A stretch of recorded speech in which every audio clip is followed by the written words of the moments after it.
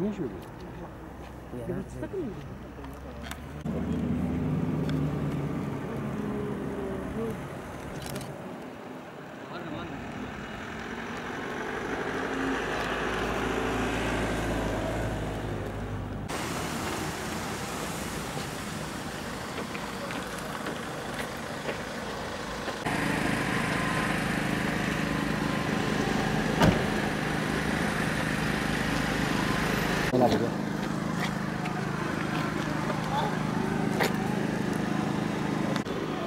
Oraya kadar ben dışarı atlayıp yok kamerayı.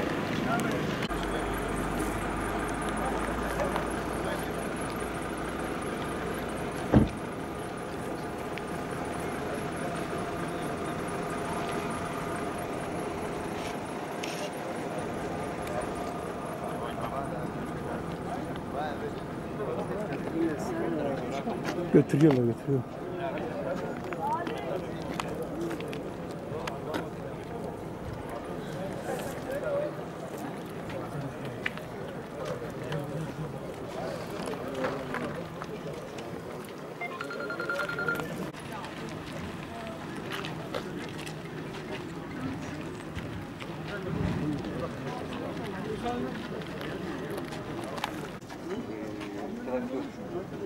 Şerit dışında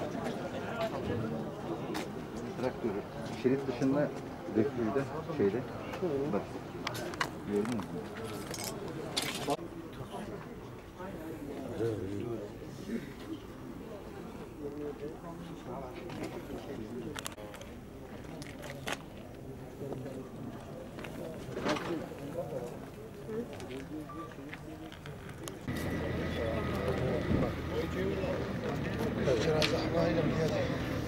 Evet.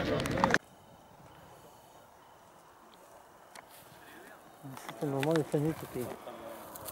Tutayım efendiyi. He olur olur. Uzattım birazcık.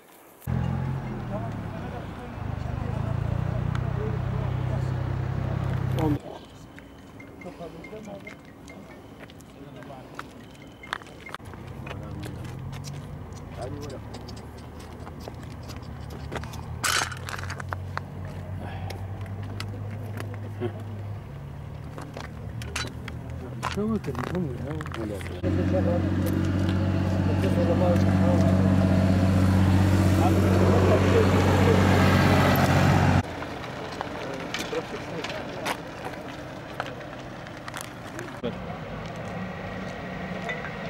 Alo. Efendim?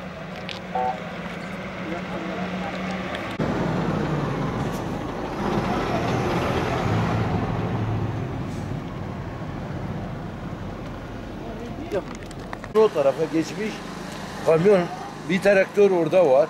Bir de görüyorsun Taksim hali. Nasıl Herhalde olmuş kaza? 6-7 kişi. Kaza nasıl olmuş bilginiz var mı? Vallahi kazayla bilgimiz yok. Böyle biz arkadaşlardan öğrendik.